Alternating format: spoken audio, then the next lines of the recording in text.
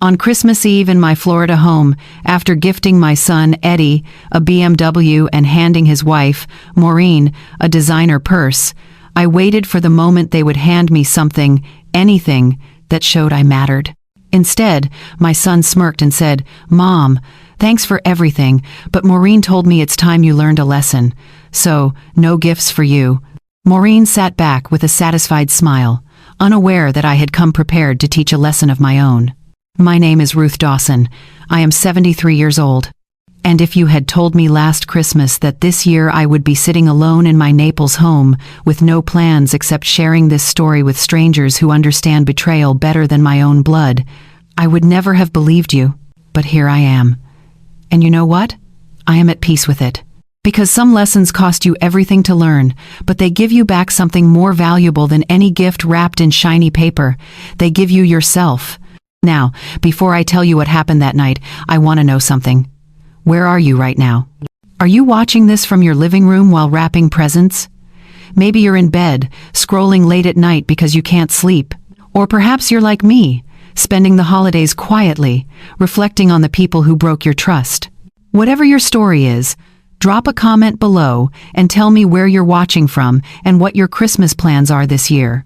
Because I have learned that the people who truly understand you are not always the ones who share your last name. Sometimes they are strangers on the internet who have survived the same kind of heartbreak. And if you have ever felt invisible in your own family, if you have ever given everything and received nothing but cruelty in return, then stay with me. This story is for you. Hit that like button if you believe people should be held accountable for how they treat those who love them. Share this with someone who needs to hear that it is okay to set boundaries, even with your own children. And subscribe, because what happens next will show you that silence is not weakness. Sometimes it is strategy. Now, let me take you back to that night. The night everything changed. The house smelled like roasted turkey and cinnamon candles. The Christmas tree stood tall in the corner of the living room, decorated with ornaments my late husband Ray and I had collected over 40 years of marriage. The lights blinked softly, casting a warm glow across the room. I had spent 3 days preparing for this evening. I scrubbed floors that were already clean. I polished silverware that rarely left the drawer. I went to the grocery store twice because I forgot the cranberry sauce Eddie loved as a child. I wanted everything to be perfect. When Eddie and Maureen arrived, I hugged my son tight at the door. For a second, just a second, I felt like I had him back. He smelled like the same cologne Ray used to wear. His arms felt strong and safe. But the moment Maureen stepped inside, her eyes began scanning my home like she was taking inventory. Not admiring, assessing. Dinner was quiet. Eddie talked about work. I asked questions. Maureen scrolled through her phone, barely touching the food I had spent hours preparing. I noticed she was wearing a bracelet I had never seen before. It looked expensive. Far more expensive than anything her boutique job could afford. But I said nothing. Mothers learn to swallow questions when they sense the answers might hurt. After dinner, we moved to the living room for gifts. I handed Eddie a small box first. Inside were the keys to a used BMW I had been saving toward for months. Not because I owed him anything, not because I wanted his approval, but because a mother's love does not disappear just because her heart has been bruised. When he opened it, his face went blank. Then his eyes filled with shock. "Mom," he whispered, "a BMW? You didn't have to do this." "I wanted to," I said softly. He hugged me, a real hug, the kind that reminded me of the boy he used to be before marriage changed him. Then I handed Maureen her gift, a designer handbag. She opened it, glanced at it briefly, said, "Cute," and tossed it onto the couch like it was a dish towel. No thank you. No appreciation. Just a casual dismissal. I folded my hands in my lap and waited, because it was my turn now. And despite everything, despite the coldness I had felt growing between us for months, I still hoped. I still believed that maybe, just maybe, they had thought of me too. Eddie cleared his throat. He shifted in his seat. He would not look me in the eye. "Mom," he said slowly, "we didn't get you anything this year." The words hung in the air. I blinked. I told myself I had misheard him. But he kept talking. "Maureen said you need to learn to give without expecting anything back." He tried to laugh.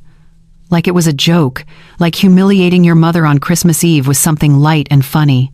Maureen leaned back against the couch, arms crossed, a small smile playing at the corner of her mouth. Not embarrassed, not apologetic. Satisfied. The room felt smaller suddenly. The lights on the tree seemed too bright. The warmth I had worked so hard to create felt hollow. I could have cried. Part of me wanted to. But I did not. Because somewhere deep inside me, beneath the shock and the hurt, something else stirred. Clarity. I reached into the drawer beside my chair. My hand did not shake. My voice did not tremble. "Well," I said quietly, "if tonight is about lessons, then let me teach you something." I pulled out a large envelope, thick, heavy, sealed. I placed it on the coffee table between us. Eddie looked confused. Maureen's smile faded just slightly. "Go on," I said. "Open it." They had no idea this night was never going to end the way they expected. But to understand that Christmas Eve, you have to go back. Back to when things started changing. Back to September, when I first realized something was wrong. It began with silence. Eddie used to call me 3, sometimes 4 times a week. Just quick check-ins while he drove to work or made his morning coffee. Nothing deep, nothing long. Just a son letting his mother know he was thinking of her. "Hey, Mom. Just calling to say hi. How's the garden? Mom, did you see that storm coming through? Make sure the shutters are locked. Love you, Mom. Talk soon." Small things. The kind of things you do not appreciate until they stop. In September, those calls became less frequent. A week would pass, then 2 weeks, then nearly a month slipped by without a single word. I told myself he was busy. Newlyweds need time to build their life together. That is natural. That is healthy. But mothers know. We feel distance the way you feel, a coming storm. Something shifts in the air. Something tightens in your chest. One morning, I walked into my kitchen and saw the basket of oranges sitting on the counter. I had bought them 4 days earlier because Eddie always loved fresh squeezed juice. When he was little, he would stand beside me while I cut them in half, waiting for his glass like it was liquid gold. But now, those oranges just sat there, untouched. And I realized the only reason I still bought them was for a son who no longer came around. I threw them away that afternoon, all of them. The house felt different after Ray died. Bigger, quieter, the kind of quiet that presses against your ears until you turn on the television just to hear another human voice. Ray had been gone 2 years by then. 2 years of waking up to an empty bed. 2 years of cooking meals for one. 2 years of realizing that the life you built with someone does not disappear when they do. It just keeps going. Only now you are walking through it alone. Eddie had been my anchor during that time. He called every day in those first few months after we buried his father. He checked on me. He made sure I was eating. He sat with me on the porch and let me cry without trying to fix it. But marriage changed him. Or maybe it was not marriage. Maybe it was Maureen. At first, I tried to be understanding. She was young. She was adjusting. Becoming part of a new family is not easy. But the signs were there. Small at first. Easy to dismiss if you wanted to lie to yourself. Like the time Eddie mentioned coming over for Sunday dinner and then called an hour before to cancel. "Maureen has plans," he said, as if her plans automatically became his, without question. Or the time I invited them both to a little gathering at my friend Janice's house. Eddie said yes, but the morning of, Maureen texted me directly.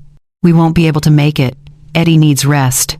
Not, "we decided." Not, "sorry, something came up." Just a statement, like she had the authority to speak for him now. I stared at that text for a long time. I wanted to call him. I wanted to ask if he even knew she had canceled on his behalf, but I did not, because I was afraid of the answer. Mothers are taught to be patient, to give space, to trust that love will bring your children back when they are ready. But what they do not tell you is that sometimes space becomes distance, and distance becomes abandonment.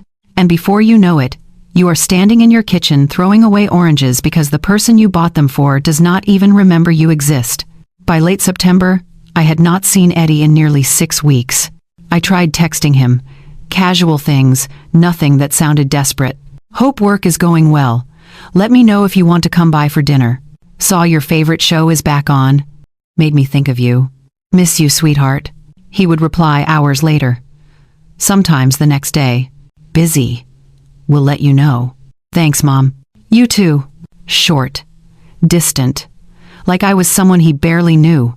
One evening, I sat on my back porch watching the sun set over the neighbor's roof. The air was warm, the kind of warmth Florida keeps even as the rest of the country starts pulling out sweaters. I thought about calling Eddie. Really calling him. Not texting. Not leaving it up to him to respond whenever he felt like it. But then I thought about what I would say.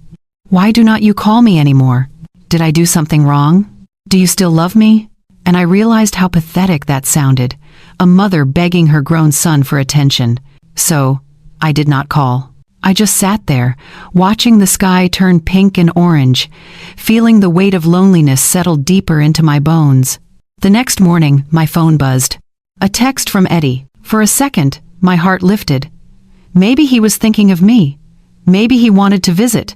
I opened it. Hey, Mom. Maureen and I might stop by this weekend if we have time. She wants to talk to you about something. Not, I want to see you. Not, I miss you. If we have time. I read those words over and over. If we have time. Like I was an errand. A task to check off between grocery shopping and laundry.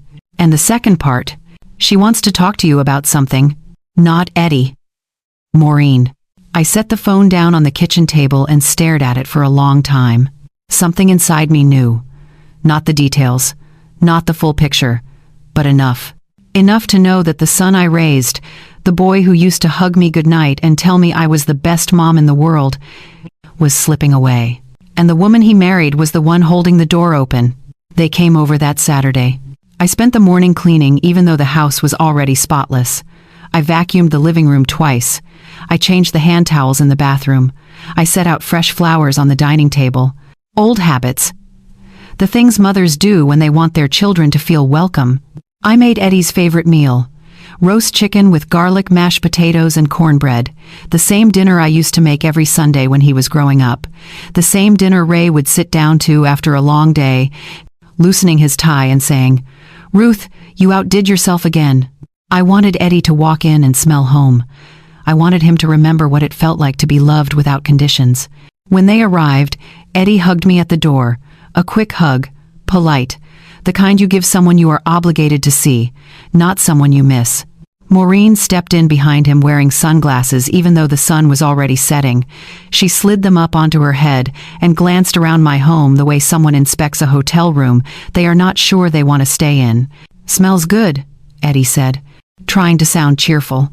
"Thank you, sweetheart," I said. "Go ahead and sit. Dinner's almost ready." Maureen walked slowly through the living room, her heels clicking against the hardwood floor. She paused near the bookshelf, running one finger along the edge like she was checking for dust. Then she turned to me with a smile that did not quite reach her eyes. "You know, Ruth," she said casually, "this house is really big for one person." I was pulling the chicken out of the oven. I paused, oven mitts still on my hands. "It is the house Ray and I built together," I said quietly. "It holds a lot of memories." She shrugged, examining her nails. "Sure, but practically speaking, it is a lot to maintain. You would probably be happier somewhere smaller, less work, less stress." Eddie was standing by the dining table, looking uncomfortable. He did not say anything. He just shifted his weight from one foot to the other and avoided my eyes. I set the roasting pan down on the counter and removed the oven mitts slowly. "I like my home," I said, keeping my voice calm. "I am not ready to leave it." Maureen smiled again. That same tight smile. "Of course. Just something to think about." But it was not a suggestion. It was a statement. A planted seed. We sat down to eat. I served everyone, the way I always did. Eddie dug into his food with genuine appreciation. For a few minutes, he looked like my son again. Relaxed, present. "This is amazing, Mom," he said between bites. "I forgot how good your cornbread is." My heart swelled a little. "I am glad you like it, honey." Maureen picked at her plate. She took a few small bites, then set her fork down and pulled out her phone. I watched her scroll while Eddie and I talked. She was not even pretending to be interested. Her thumbs moved quickly across the screen, her face illuminated by the blue glow. That was when I noticed it. The bracelet on her wrist. It was delicate. Gold. with small stones that caught the light every time she moved her hand. It looked expensive, the kind of thing you do not buy at a department store. I thought about what Eddie had told me months ago, that Maureen worked part-time at a boutique downtown, sales assistant, entry level. I looked at her purse sitting on the chair beside her. Designer. I recognized the brand because Janice's daughter had one. She had saved for a year to buy it. Then there were the shoes, the sunglasses, the perfectly manicured nails. None of it added up. But I said nothing, because what could I say? Asking about money felt invasive, accusatory, and I did not want to start a fight. So I smiled and kept serving dinner like a good hostess. After we finished eating, Eddie helped me carry the plates to the kitchen. Just the two of us. For a moment, it felt like old times. "Thanks for dinner, Mom," he said softly. "Really? It was great." "You are always welcome here," I said, touching his arm. "You know that, right?" He nodded, but he would not look at me directly. I know. There was something in his voice. Something sad. Like he wanted to say more but could not.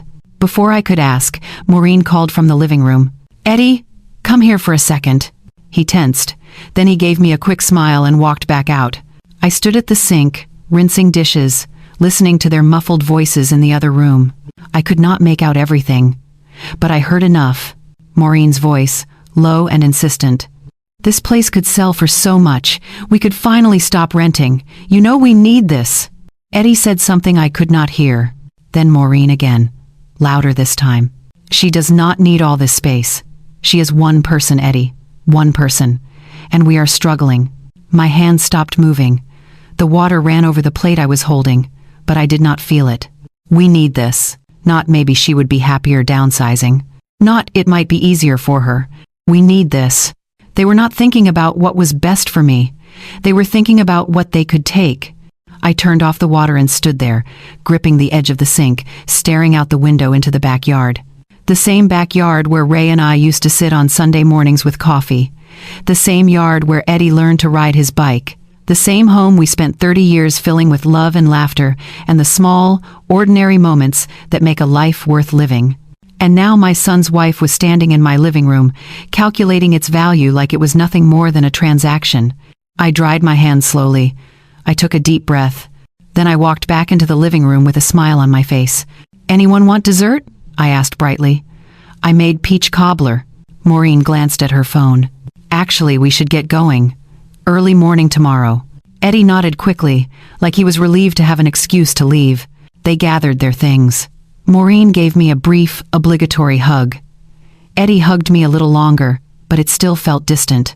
"Thanks again, Mom," he said. "Anytime, sweetheart." I stood at the door and watched them walk to their car. Maureen was already on her phone before she even got in.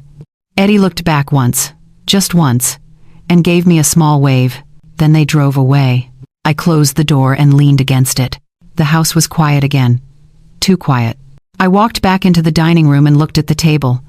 3 plates, 3 glasses, evidence that people had been here, but it felt emptier now than it had before they came. I sat down in Ray's old chair and stared at the wall. Maureen's words played over and over in my mind. "We need this." Not, "we hope." Not maybe. Need. And Eddie had said nothing to defend me, nothing to stop her. That was when I realized something I had been avoiding for months. My son was not the same person anymore, and the woman he married was not going to stop until she got what she wanted. 3 weeks passed before I saw them again. 3 weeks of silence. No calls, no texts, nothing. I tried reaching out twice, once to ask how Eddie was doing, once to see if they wanted to come over for Sunday brunch. Both times, he replied with the same excuse. "Busy right now, Mom. Maybe next month." Maybe next month. As if his mother was something you penciled in when you had nothing better to do. I stopped trying after that. Pride has a way of protecting you when love starts to hurt too much. But then, out of nowhere, Eddie called. "Hey Mom, Maureen and I are thinking about having a little cookout at our place this Saturday. Nothing fancy, just burgers and hanging out. You should come." I was so surprised, I almost dropped the phone. "Really?" "Yeah," he said, and for a moment he sounded like himself again. "I know it has been a while. Thought it would be nice." My heart lifted despite everything. Despite the coldness. despite Maureen's calculating comments about my house, despite the weeks of being ignored, because he was my son. And when your child reaches out, you take it, you hope. I would love to, I said. Great. Saturday around 2? I will be there. When I hung up, I stood in the kitchen, smiling like a fool. Maybe I had been wrong. Maybe things were getting better. Maybe Maureen was warming up to me. Mothers are experts at lying to themselves when the truth is too painful. Saturday came. I bought a store-made potato salad and a bottle of wine. I wore a nice blouse. I even put on a little makeup. Their apartment was small. A 2-bedroom rental in a complex near the highway. The kind of place young couples live while they save up for something better.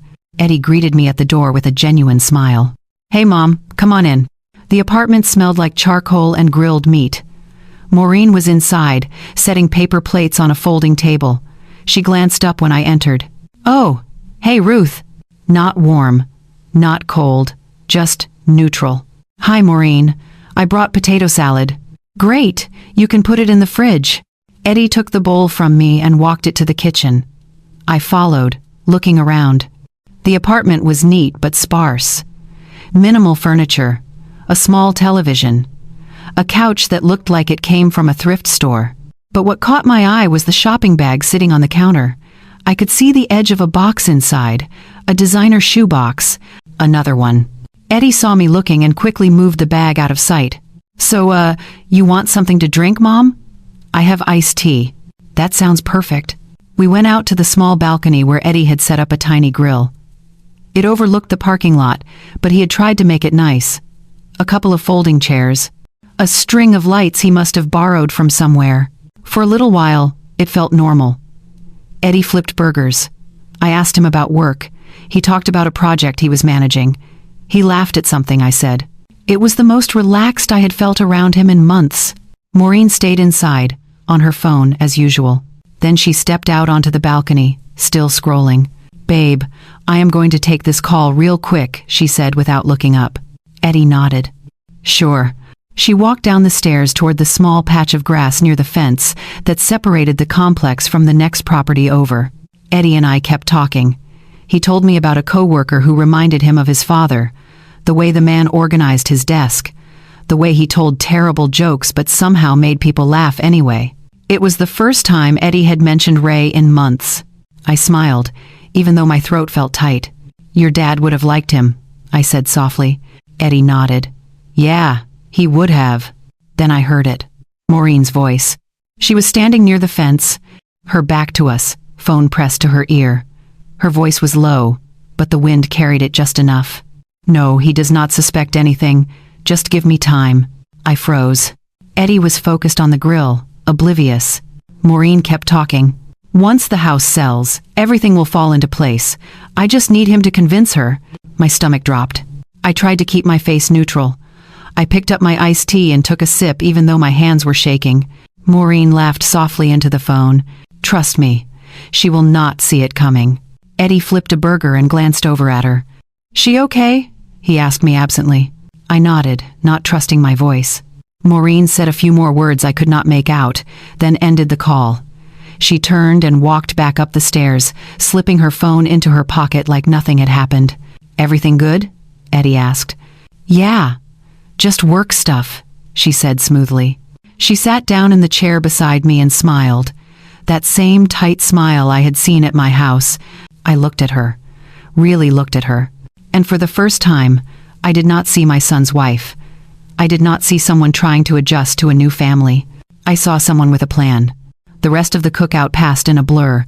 I do not remember what we talked about. I do not remember what the food tasted like. All I could hear was her voice. Once the house sells, everything will fall into place. Not if. Once. Like it was already decided. When it was time to leave, Eddie walked me to my car. Thanks for coming, Mom, he said. It was really good to see you. I hugged him tight. Tighter than usual. I love you, sweetheart, I said. Love you too. I got in my car and drove home in silence. My mind raced the entire way. Who was she talking to? What did she mean by he does not suspect anything? Was she talking about Eddie?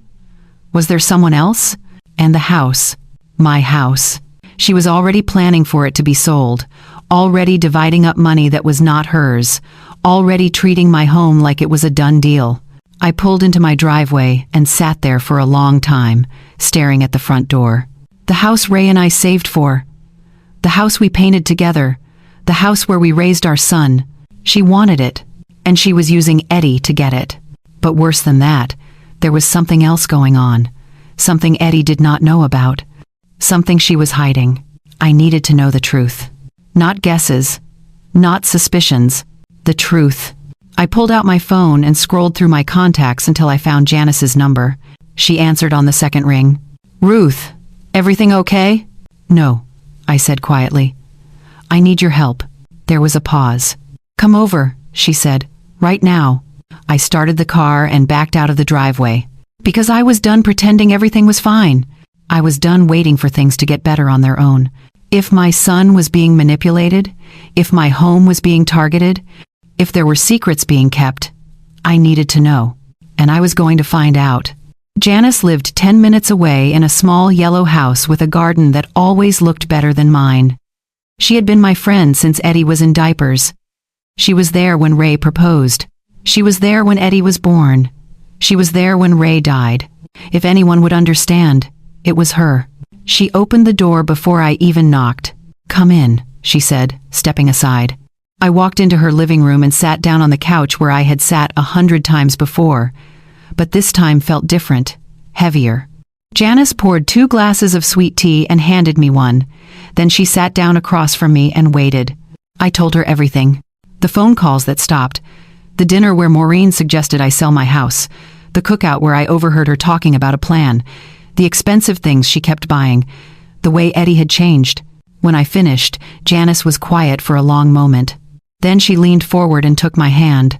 "Ruth," she said gently, "this is not something you guess about. You need to know the truth. Not suspicions, not assumptions. The truth." "But how?" I asked. "I cannot just accuse her of something without proof. Eddie would never forgive me." Janice nodded slowly. "I know someone," she said. "A retired police officer. He does private investigation work now, quietly, professionally. If there is something going on, he will find it." My stomach twisted. "You mean hire someone to follow her?" "I mean find out if your instincts are right," Janice said firmly. "Because if they are, Eddie is in danger. Not physical danger, but the kind that ruins lives. Financial danger, emotional danger. And you cannot protect him if you do not know what you are protecting him from." I stared down at my tea. What if I am wrong? What if I am just a paranoid old woman who cannot let go of her son? Janice squeezed my hand. "Then you will know that too. And you can let it go. But Ruth, I have known you for 40 years. You are not paranoid, you are careful, and your instincts have never been wrong." I looked up at her. "What is his name?" "Mr. Patel," she said. "He helped my cousin last year when she thought her business partner was stealing from her. Turned out she was right. Patel found everything. Quietly. No drama, just facts." She wrote down his number on a piece of paper and handed it to me. I stared at it for a long time. Hiring someone to investigate your own family felt like a betrayal. It felt like admitting that love was not enough, that trust had limits. But then I thought about Maureen's voice near the fence. Once the house sells, everything will fall into place. I thought about the expensive jewelry, the designer bags, the way she looked at my home like it was already hers. I folded the paper and put it in my purse. "Thank you," I said quietly. Janice walked me to the door and hugged me tight. "You are doing the right thing," she whispered. I drove home and sat in my driveway for 20 minutes before going inside. The next morning, I called Mr. Patel. His office was small, tucked above a tax preparation service in old downtown Naples. The stairs creaked as I climbed them. The hallway smelled faintly of coffee and old paper. When I knocked, a calm voice said, "Come in." Mr. Patel was older than I expected, maybe 65. Glasses, a kind face, the kind of man you would trust to tell you the truth even when it hurt. He gestured to the chair across from his desk. "Mrs. Dawson?" "Yes. Janice told me you might call. Please sit." I sat down and folded my hands in my lap. I did not know where to start. He waited patiently, not rushing me. Finally, I spoke. "I think my daughter-in-law is planning something that involves my house. And maybe someone else. I do not have proof, just a feeling. And one conversation I was not supposed to hear. I told him everything. The same story I had told Janice. He listened without interrupting. He took notes on a yellow legal pad. When I finished, he set his pen down and looked at me. "Mrs. Dawson," he said gently, "what you are describing sounds like a pattern. The expensive items, the pressure to sell your home, the private phone calls. These are not random. They suggest intent. So you think I am right? I think you deserve to know the truth," he said, "and I can help you find it. But I need to be honest with you about something." I nodded. "If I look into this, I may find things you do not want to see. Things about your daughter-in-law. Maybe things about your son. The truth does not always feel good." My throat tightened. "I understand." He leaned back in his chair. "I will need 2 weeks, maybe less. I will follow her, document her activities, look into her finances if possible, see who she is meeting with, and then I will bring you everything I find." "How much will this cost?" He named a price. It was more than I wanted to spend, but less than losing my home, less than watching my son be used. "Okay," I said. He nodded and stood, extending his hand. "I will be in touch soon." I shook his hand and left. The next 2 weeks were the longest of my life. I tried to keep myself busy. I cleaned the house even though it did not need it. I baked bread I did not eat. I organized closets that were already organized. Every time my phone rang, my heart jumped. But it was never him, just telemarketers, just spam calls.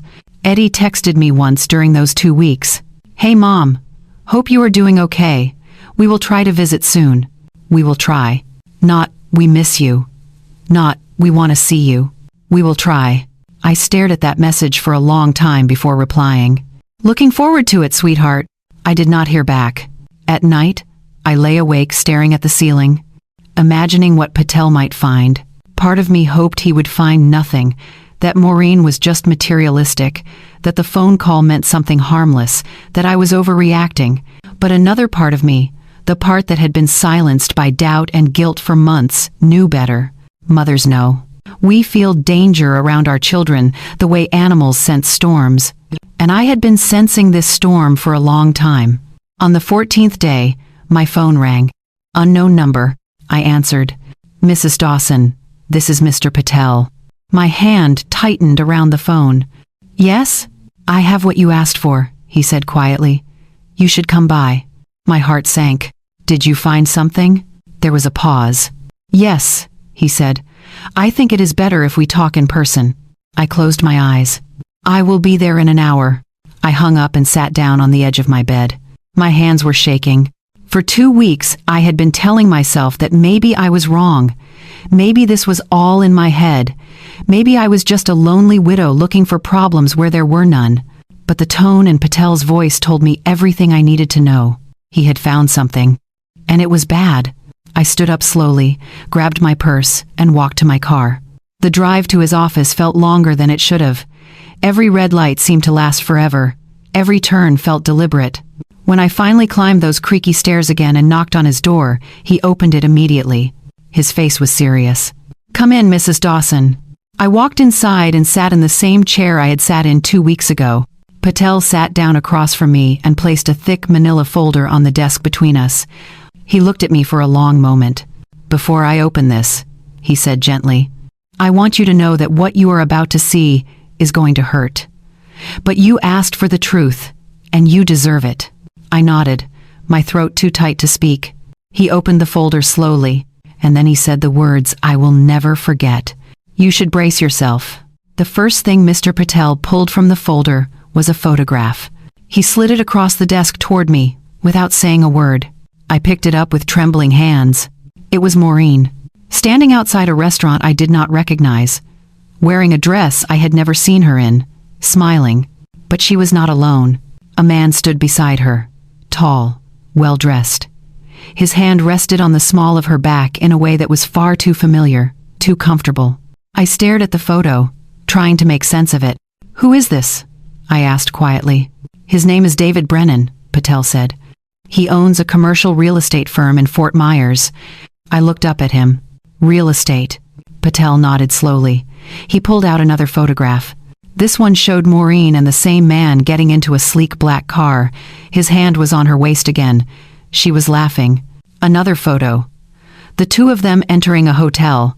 My stomach turned. "How long has this been going on?" I asked, my voice barely above a whisper. "At least 4 months," Patel said. "Maybe longer." I followed her on 3 separate occasions. Each time she met with him. Lunch, dinner, hotels. He paused. "Mrs. Dawson, I need to show you something else." He pulled out a stack of printed pages. Receipts, bank statements, credit card bills. "Maureen has been spending money well beyond what her income should allow," he explained. "The boutique where she works pays about $12 an hour. She works part-time. That is maybe $1,500 a month after taxes." He pointed to one of the receipts. "This bracelet she bought 2 weeks ago? $3,000. Paid in cash." Another receipt. "This purse? $2,200. Also cash." He spread the papers out in front of me. "In the last 6 months, she has spent close to $30,000 on luxury items, none of it traceable to credit cards in her name, all cash purchases." I stared at the numbers. "Where's she getting the money?" Patel's expression darkened. "That is where it gets worse." He pulled out another document, an email, printed, highlighted in places. I was able to access some communication between Maureen and Mr. Brennan through a contact I have. This email was sent 3 weeks ago. He handed it to me. I read it slowly. The words blurred at first. I had to blink several times to focus. It was from Maureen to David. The subject line read, "Timeline update." I kept reading. "David, Eddie is finally coming around. I have been working on him for months about the house. He is starting to see it my way. His mother does not need that much space. Once I convince him to talk her into selling, we can move forward. The property is worth at least $600,000, maybe more depending on the market. Eddie will inherit it eventually, but we do not have time to wait for that. I need him to push her to sell now while she is still healthy and can be persuaded. Once the sale goes through, Eddie and I will have enough for a decent down payment on our own place. That should keep him happy and distracted for a while. After the divorce is finalized, you and I can move forward without any complications. He still does not suspect anything. Just keep being patient. This will all be worth it. M." I read it 3 times. Each time, the words hit harder. After the divorce is finalized, he still does not suspect anything. Once the sale goes through, my hands started shaking so badly I had to set the paper down. "She is planning to leave him," I whispered. Patel nodded. "Yes, but not until after she gets what she wants. The plan seems to be this: convince Eddie to pressure you into selling your home. Use the proceeds to buy a house together. Then, once everything is settled and the money is secure, she files for divorce. In a marriage that short, with joint property involved, she could walk away with a significant amount." I felt sick. "And Eddie has no idea?" "None," Patel said. "From what I can tell, he believes she loves him. He believes they are building a life together. He has no idea she is using him as a stepping stone." I pressed my hand to my mouth. All this time, I thought Maureen was just manipulative, just greedy, just a bad influence. But this was so much worse. She was not just after my house. She was not just pressuring Eddie. She was destroying him, using his trust, using his love, using his loyalty to his mother as a weapon to get what she wanted. And when she was done, she was going to leave him with nothing. Patel reached across the desk and placed a steady hand on the table near mine. "I know this is hard to hear," he said gently, "but you needed to know. Because if you do not stop this, your son is going to lose everything. His marriage, his money, and possibly his relationship with you if he blames you for not selling when she asked." I looked up at him, tears blurring my vision. "What kind of person does this?" I whispered. Patel's face was kind but firm. The kind who sees people as tools, not as human beings. He gathered the photos and documents back into the folder and closed it. "You have options now, Mrs. Dawson. You can show this to Eddie. You can confront Maureen. You can protect your assets legally so she never gets what she is after, or you can do all 3. I wiped my eyes and took a deep breath. "I need to protect my home first," I said, "before anything else. If she is planning to manipulate Eddie into making me sell, I need to make sure that is not even possible." Patel nodded. "Smart. I know a good family attorney, someone who specializes in estate planning and asset protection. I can give you her number." "Please." He wrote down a name and number on a small card and handed it to me. "Attorney Sarah Harris." "Wait. Sarah is a prohibited name. Let me change that. Attorney Rebecca Harris. She will be able to help you set up a trust or other legal protections," Patel said. "Make sure your property stays yours, no matter what anyone tries." I took the card and slipped it into my purse along with the folder. "Thank you," I said quietly, "for finding the truth, even though it hurts." Patel stood and walked me to the door. "Mrs. Dawson," he said as I stepped into the hallway, "you are stronger than you think, and you are doing the right thing, not just for yourself, for your son too." I nodded, though I was not sure I believed him. I walked down those creaky stairs and out into the sunlight. The world looked the same as it had an hour ago. The same streets, the same sky, the same warmth in the air. But everything had changed. I got into my car and sat there for a long time, staring at the folder on the passenger seat. Inside were photographs of betrayal, proof of lies, evidence of a plan designed to destroy my son's life and steal everything my husband and I had worked for. I thought about Eddie, the way he used to look at Maureen when they first started dating, like she was the most wonderful thing that had ever happened to him. I thought about the way he defended her, the way he pulled away from me to make her happy, and now I knew why. Because she had been whispering in his ear for months, planting seeds of doubt, making him believe that his mother was the problem, that I was holding them back, that my house was an opportunity, not a home. And he believed her, because he loved her, and she was using that love like a tool. I picked up the folder and held it against my chest. She was never coming for just my son. She was coming for everything, but she made one mistake.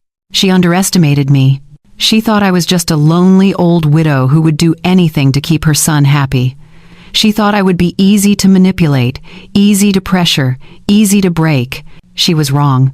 I started the car and pulled out of the parking lot. I had work to do. And this time, I was not going to wait for someone else to protect me. I was going to protect myself. And I was going to protect my son, whether he knew he needed it or not. The next morning, I called attorney Rebecca Harris. Her office was downtown, in one of those newer buildings with glass windows and polished floors. The kind of place that felt professional, serious. I needed serious. The receptionist led me to a small conference room where Rebecca was waiting. She was younger than I expected, maybe in her late 30s, with sharp eyes and a calm presence that put me at ease immediately. "Mrs. Dawson," she said, standing to shake my hand, "Mr. Patel told me you might be calling. Please have a seat." I sat down and placed the folder Patel had given me on the table between us. "I need to protect my home," I said simply. "And I need to make sure no one can pressure me into selling it. Not my son, not his wife, no one." Rebecca nodded and opened a notepad. "Tell me what's going on." I told her everything, the whole story, Maureen's manipulation, the affair, the plan to use Eddie to convince me to sell, the emails outlining her timeline. Rebecca listened without interrupting. When I finished, she sat back in her chair and folded her hands. "Mrs. Dawson, you have more control than you realize," she said, "and we can make sure it stays that way." She explained it to me in terms I could understand. A living trust. It would allow me to keep complete control of my property while I was alive. No one could force me to sell. No one could take it from me. And when I eventually passed, the house would transfer according to my wishes, not someone else's demands. "We can also add conditions," Rebecca said. "For example, if you want to ensure that your son inherits the property, we can include a clause that protects it from being claimed by a spouse in a divorce.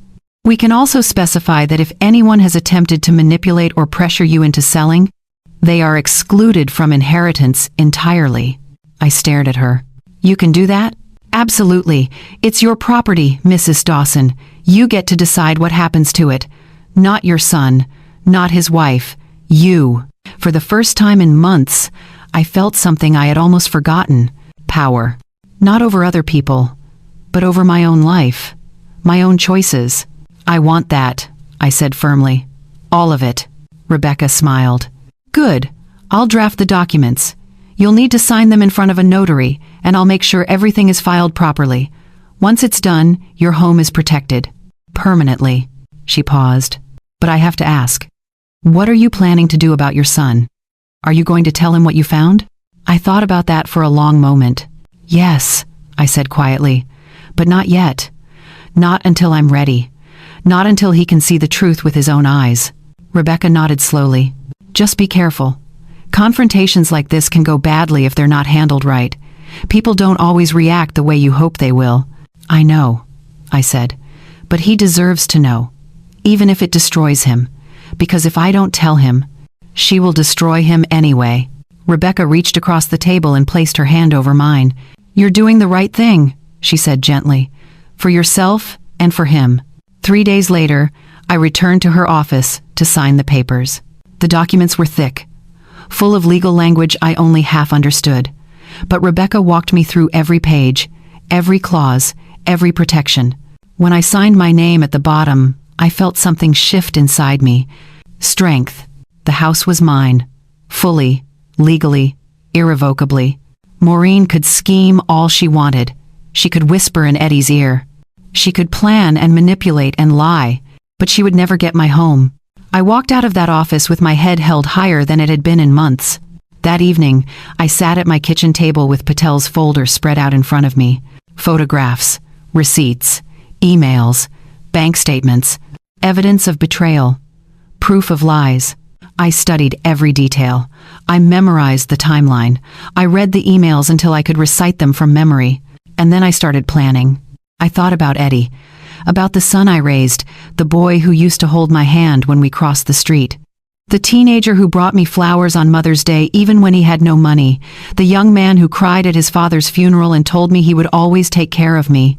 That boy was still in there somewhere. Buried under Maureen's manipulation, confused by her lies, blinded by love. But he was still there, and I was going to bring him back. Not with anger, not with accusations, with truth. I needed him to see what I had seen, to feel the betrayal I had felt, to understand that the woman he loved was using him as a tool to steal from his own mother. But I also needed to be smart. If I just showed him the folder and said, "Look what your wife is doing," he would defend her. He would make excuses. He would accuse me of being jealous or controlling or unable to let go. That is what people do when the truth is too painful. They reject it. They protect the lie because the lie feels safer. So I needed a moment. A moment where he could not deny what was right in front of him. A moment where the truth was undeniable. I thought about holidays, about family traditions, about the times when people let their guard down and show who they really are. And then it came to me. Christmas Eve. I pulled out my calendar and counted the weeks. 2 months. I had 2 months to prepare. 2 months to make sure everything was in place. 2 months to plan the one night that would change everything. I reached for a pen and a piece of paper. I started writing. A guest list. Just Eddie and Maureen. A menu. Eddie's favorite foods. The meal I used to make when he was a boy. Gifts. I thought carefully about this. What would mean something to Eddie? What would show him I still loved him, even after everything? A car. He had been talking about wanting a nicer vehicle for months. I had been saving, not because I owed him anything, but because love does not stop just because it has been hurt. And for Maureen, a designer handbag, not because she deserved it, but because I needed her to feel safe, comfortable, unsuspecting. I wanted her to think she had won. I wanted her to believe that I was just a foolish old woman showering them with gifts because I was desperate for their approval. And then, when she was at her most confident, when she thought the night was going exactly as she planned, I would present the truth. Not with shouting, not with tears, just facts. Photographs, emails, receipts. Let the evidence speak for itself. I folded the paper and set it aside. Then I pulled out a large manila envelope from the drawer. The kind with a metal clasp. Slowly, carefully, I placed every piece of evidence inside. The photos of Maureen with David, the receipts showing cash purchases, the printed emails outlining her plan, the bank statements, all of it. I sealed the envelope and wrote Eddie's name on the front in neat handwriting. Then I placed it in the drawer of the table beside my favorite chair in the living room, the same chair where I would sit on Christmas Eve. The same chair where I would hand my son the truth. I stared at the envelope for a long time. Part of me wanted to call Eddie right now, to warn him, to beg him to see what was happening before it was too late. But I knew that would not work. He had to see it himself. He had to feel the weight of betrayal in his own hands. I closed the drawer and stood up. 2 months. I could wait 2 months. I had waited this long already. I walked to the window and looked out at the street. The sun was setting. The sky was turning pink and orange, the way it always did in Florida. For the first time in a long time, I did not feel afraid. I did not feel weak. I felt ready. Maureen thought she was playing a game. She thought she had all the pieces in place. She thought she was 10 steps ahead. But she forgot something. Mothers do not give up on their children. Not when they are in danger. Not when they are being used. Not when they are being destroyed by someone who does not truly love them. I turned away from the window and whispered to the empty room. Christmas Eve. The weeks passed slowly. November came and went. The weather cooled slightly, though in Florida that just meant you could walk outside without feeling like you were stepping into an oven. I spent those weeks preparing. Not just for Christmas Eve. For everything that would come after. I contacted a dealership about a used BMW. Something reliable. Something Eddie would love. The salesman showed me a few options, and I chose one that was 3 years old but looked brand new. Clean interior. Low mileage. The kind of car a young man starting his career would be proud to drive. I paid for it in full. No financing. No loans. It sat in the dealership lot with my name on the paperwork, waiting for Christmas Eve. I also went to the designer store downtown, the one where women with more money than sense spent hours browsing handbags that cost more than my monthly grocery bill. The saleswoman approached me with a polite smile. "Can I help you find something?" "I need a handbag," I said. "Something expensive. Something that would impress a young woman who likes luxury." She showed me several options. I chose one that looked elegant but understated, the kind Maureen would want to show off in photos. I paid for it the same way I paid for the car, in full, no hesitation. The saleswoman wrapped it carefully in tissue paper and placed it in a branded bag. "Lucky recipient," she said with a smile. I nodded but did not smile back. Lucky was not the word I would use. By early December, I was ready to send the invitation. I sat at my kitchen table with my phone in my hand, staring at Eddie's name and my contacts. I could have just called. But a text felt safer, less likely to lead to questions I was not ready to answer yet. I typed carefully. "Hi, sweetheart. I would love to have you and Maureen over for Christmas Eve dinner. It has been too long since we spent the holidays together. Let me know if you can make it. Love, Mom." I hit send before I could overthink it. 3 hours later, my phone buzzed. It was not Eddie who replied. It was Maureen. "Hi, Ruth. That sounds great. We will be there. Also, I have been meaning to talk to you about the house situation. Christmas Eve would be a perfect time to discuss it. See you then." I stared at the message. She could not help herself. Even in a response to a simple dinner invitation, she had to bring up the house. She had to remind me that she had an agenda, that this was not just a family gathering for her. It was an opportunity. I set the phone down and took a deep breath. She thought she was walking into a negotiation, a chance to finally convince me to sell, a moment where she could push Eddie to pressure me in person, face to face, until I gave in. She had no idea what she was really walking into. Eddie texted an hour later. "Thanks, Mom. Looking forward to it." Short, polite, distant. But he was coming. That was all that mattered. The days leading up to Christmas Eve were strange. I cleaned the house even though it was already clean. I decorated the tree with the same ornaments Ray and I had used for decades. I hung lights around the windows. I set out the nativity scene Ray's mother had given us when we first got married. Everything looked festive, warm, inviting, but underneath the surface, I was preparing for war. Not the loud kind, not the kind with shouting and broken dishes. The quiet kind, the kind fought with truth and documents and evidence that could not be argued away. I rehearsed what I would say, how I would stay calm, how I would present the envelope without emotion, without anger, without giving Maureen any opportunity to twist the narrative. I would let the facts speak for themselves. 3 days before Christmas, I picked up the BMW from the dealership. They detailed it for me, tied a big red bow on the hood. I drove it home carefully and parked it in my garage, hidden from view. Eddie would not see it until Christmas Eve. I also wrapped Maureen's handbag. Expensive paper, a silk ribbon. I made it look like I had put thought into it, like I cared. Because I needed her to believe I was still trying to win her approval. The night before Christmas Eve, I could not sleep. I lay in bed staring at the ceiling, thinking about everything that could go wrong. What if Eddie did not believe me? What if he thought I had fabricated the evidence? What if he chose Maureen over the truth? What if he walked out and never spoke to me again? The thoughts circled in my mind like vultures. But then I thought about the alternative. If I did nothing, Maureen would continue manipulating him. She would pressure him into convincing me to sell my home. She would take the money, file for divorce, and leave him devastated and broke. And he would never know that I could have stopped it, that I had the truth in my hands and chose to stay silent. I could not live with that. Whatever happened tomorrow, at least Eddie would know. At least he would have the chance to see who Maureen really was. What he did with that information was up to him, but I would not let him walk blindly into destruction. I got out of bed and walked to the living room. I opened the drawer where I had placed the envelope weeks ago. It was still there, sealed, heavy, with the weight of truth. I picked it up and held it for a moment. Then I carried it to my bedroom and set it on the nightstand beside my bed. Tomorrow, I would place it in the drawer next to my chair in the living room, where it would wait, hidden, ready. I climbed back into bed and closed my eyes, and for the first time in months, I fell asleep without anxiety twisting in my chest. Because I was no longer waiting for something terrible to happen. I was ready for it. Christmas Eve morning arrived with clear skies and warm air. I woke up early, made coffee, sat on the back porch and watched the sun rise over the neighbor's fence. The world felt quiet, peaceful.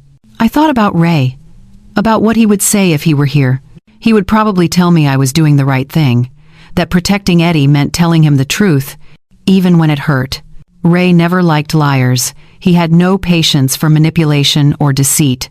He would have hated Maureen. I finished my coffee and went inside. There was work to do.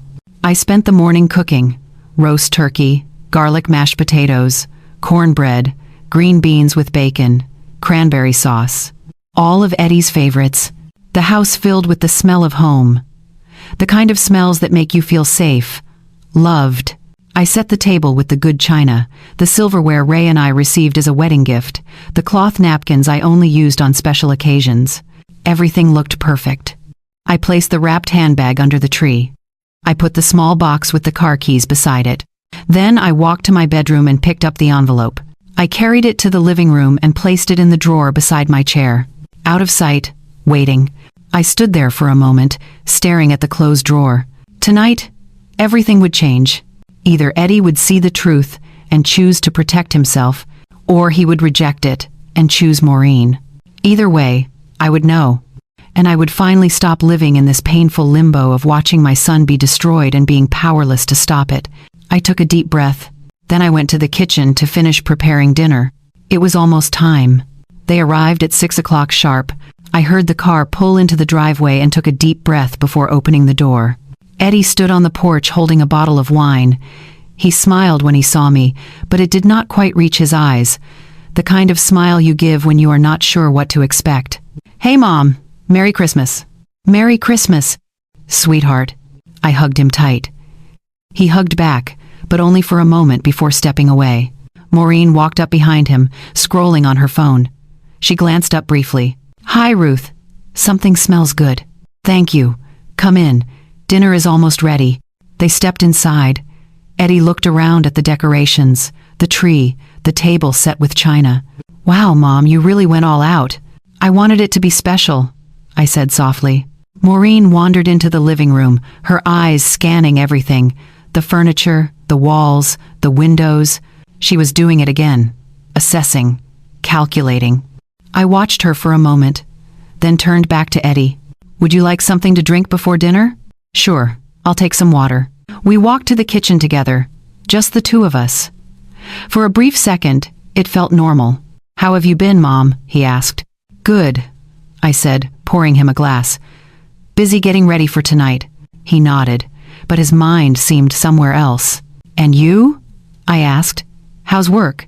"Fine, busy. You know how it is." He took the glass and drank without looking at me. I wanted to reach out, to touch his arm, to tell him everything right then and there. But I held back. Not yet. Maureen appeared in the doorway. "Eddie, come look at this." He glanced at me, then walked out of the kitchen. I stood there alone, gripping the edge of the counter. Dinner was tense. We sat at the table with plates full of food, but the conversation felt forced, hollow. Eddie talked about work. I asked polite questions. Maureen said almost nothing.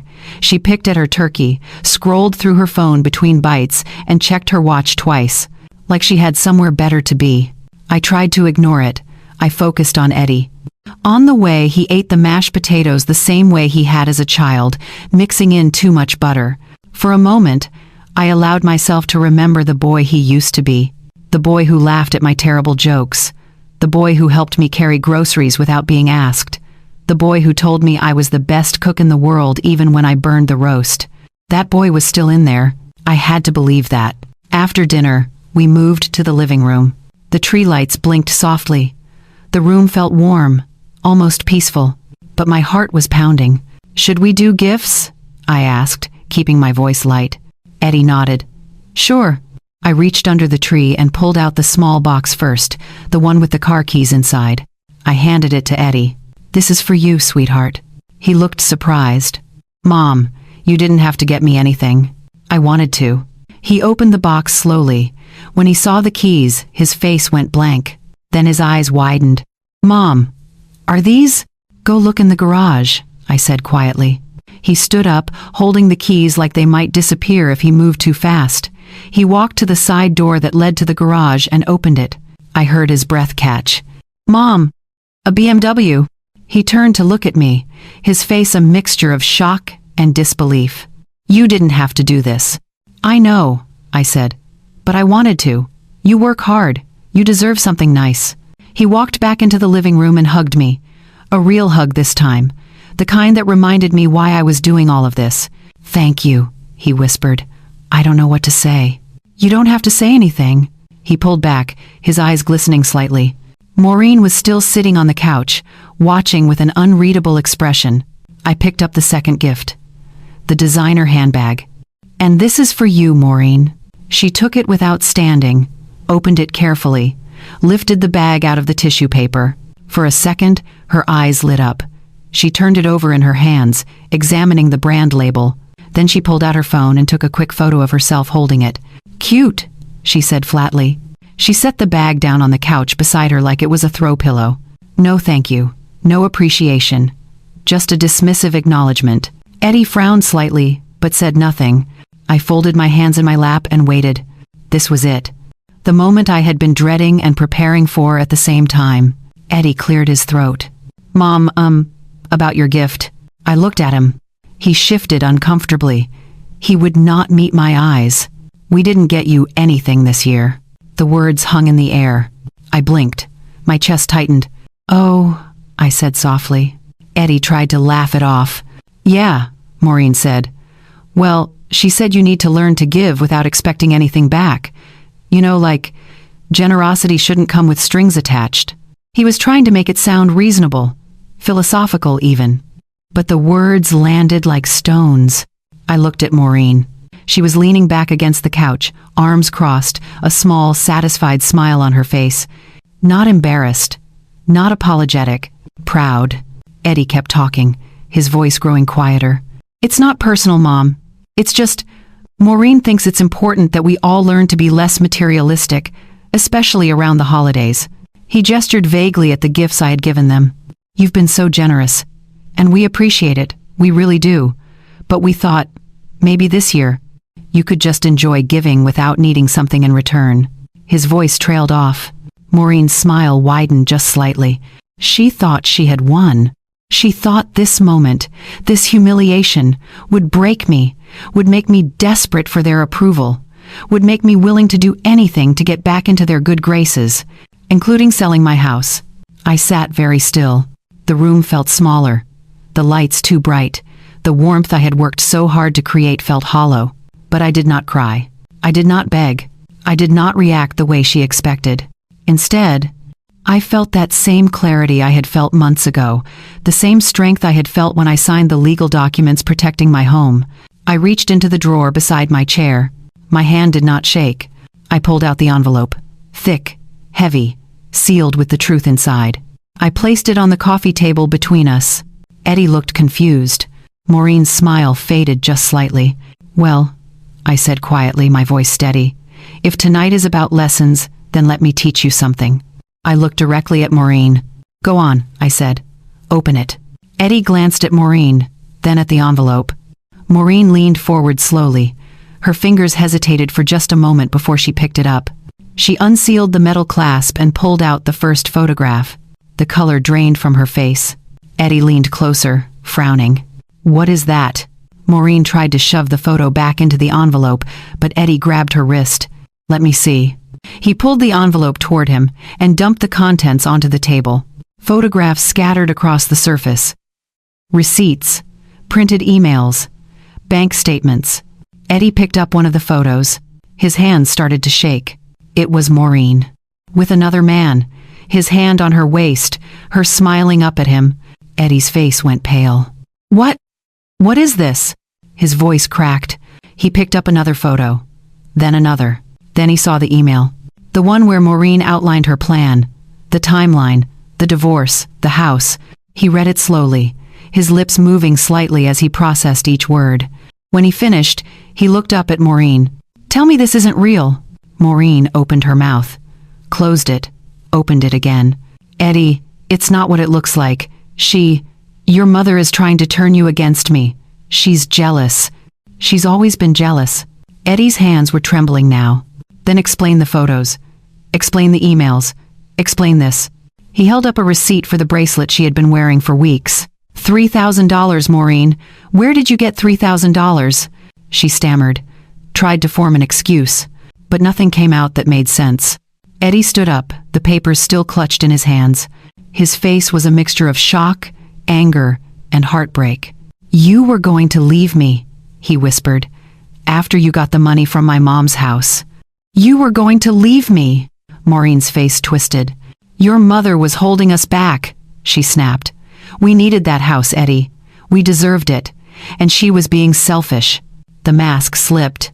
The sweet, loving wife disappeared. What stood in front of us now was someone cold, calculating, desperate. Eddie took a step back. "Get out." Maureen blinked. "What?" "Get out."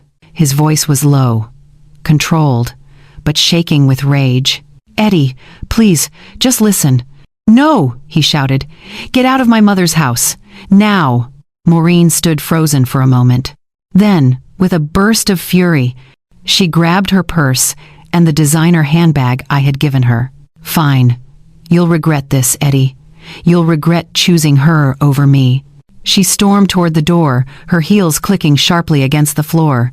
She slammed it so hard the ornaments on the tree rattled. And then she was gone.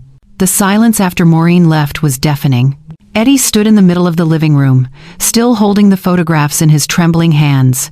His face was pale, his breathing shallow. Then his knees buckled. He collapsed onto the couch, covering his face with his hands. And he broke. Deep, shaking sobs that came from somewhere I had not heard in years. Not since Ray's funeral. Not since the day we buried the man who had raised him to be better than this. I moved slowly toward him and sat down beside him. I did not say anything at first. I just placed my hand gently on his shoulder. He flinched, then leaned into me, burying his face against my shoulder the way he used to when he was small and the world felt too big. "I'm so sorry, Mom," he choked out between sobs. "I'm so sorry." "Shh," I whispered. "It's okay." "It's not okay," he said, pulling back to look at me. His eyes were red, filled with tears and shame. I let her say those things to you. I stood there and watched her treat you like you were nothing. I believed her when she said you were being selfish. I actually believed her." His voice cracked. "And tonight, what I said to you about not getting you a gift, about you needing to learn a lesson." He shook his head, unable to finish. "Eddie," I said gently, taking his hand in mine, "you trusted someone you loved. That's not a flaw. That's being human. But I should have seen it, he said desperately. I should have known. The expensive things. The way she talked about your house. The way she kept pulling me away from you. He wiped his eyes roughly. How could I have been so blind? I squeezed his hand. Because love makes us blind sometimes. It makes us want to believe the best in people, even when the signs are there. And she was very good at what she did. She manipulated you slowly, carefully. You didn't stand a chance. Eddie looked down at the photographs scattered across the table. How long have you known? Since September, I said quietly. I overheard her on the phone at your cookout, talking about a plan, about the house. I knew something was wrong, but I didn't know how deep it went, so I hired someone to find out. He looked at me, stunned. You hired an investigator? I nodded. I had to know the truth. Not for me, for you. Because I could see what she was doing to you. I could see you pulling away, changing, and I knew that if I didn't stop it, she was going to destroy you. Eddie's face crumpled again. I almost let her, he whispered. I almost convinced you to sell this house. She kept saying we needed it, that it was the only way we could move forward. And I was starting to believe her. He looked around the living room, at the tree, at the photos of Ray on the wall, at the home his parents had built. I almost took this away from you. But you didn't, I said firmly. And that's what matters. He shook his head. Only because you stopped me. If you hadn't found out, if you hadn't showed me tonight. His voice broke. I would have lost everything. The house, you, my self-respect, everything. I pulled him close again. You haven't lost me, I said softly. You will never lose me. I'm your mother. That doesn't change, no matter what. We sat like that for a long time. The tree lights blinked softly. The house was quiet except for the sound of Eddie's breathing as he tried to calm down. Finally, he pulled back and wiped his eyes. What do I do now? He asked. About Maureen. About everything. I took a deep breath. You protect yourself. Legally, financially, emotionally. You talk to a lawyer. You make sure she can't take anything from you. And then you start rebuilding your life. Eddie nodded slowly, like he was trying to absorb it all. And you, he said, looking at me. The house. Did you do anything to protect it? I smiled faintly. I set up a living trust. The house is legally protected. No one can force me to sell it. And when I'm gone, it will go to you, with conditions that protect it from anyone who tried to manipulate me. Eddie let out a shaky breath. You thought of everything. I had to, I said simply, because I knew you couldn't see what was happening, and I wasn't going to let her take everything your father and I worked for. He reached over and hugged me again. Tight, desperate. I love you, Mom. I'm so sorry I didn't see it sooner. I love you too, sweetheart, and you're going to be okay. It's going to hurt for a while, but you're going to be okay. He nodded against my shoulder. We sat there together as the night grew late. The food sat untouched on the table. The gifts remained under the tree. But for the first time in months, I had my son back. Not the version Maureen had shaped him into, not the distant, cold stranger who avoided my calls. The real Eddie, the boy I raised, the man his father would have been proud of. Eventually, Eddie stood up. I should go, he said quietly. I need to figure out where I'm staying tonight. I can't go back to the apartment. You'll stay here, I said firmly. In your old room, for as long as you need. His eyes filled with tears again. Thank you. I walked him upstairs and showed him to the guest room, the same room he had slept in as a teenager. I had kept it the same all these years, just in case. Get some rest, I said. We'll figure everything out tomorrow. He nodded and closed the door. I walked back downstairs and stood in the living room, looking at the mess on the coffee table. The photographs, the emails, the evidence of betrayal. I gathered it all up slowly and placed it back in the envelope. Then I walked to the fireplace and stared at the flames I had lit earlier in the evening. Part of me wanted to burn it all, to destroy the evidence and pretend none of it had ever happened. But I didn't. Because Eddie might need it.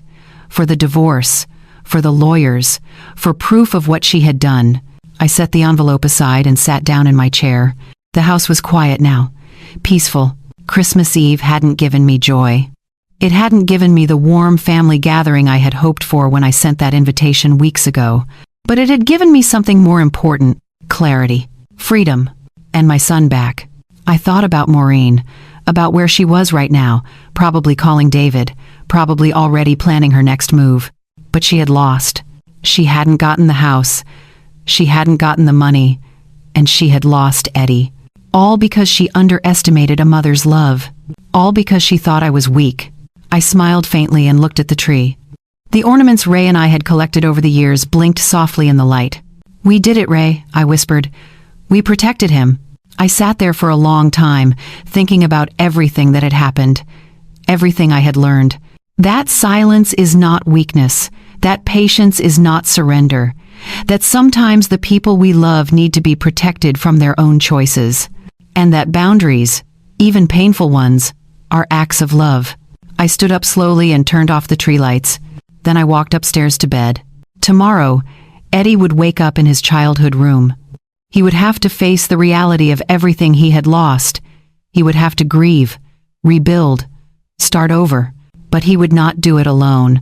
And he would do it as himself, not as someone else's tool. As I lay in bed, I thought about all of you watching this.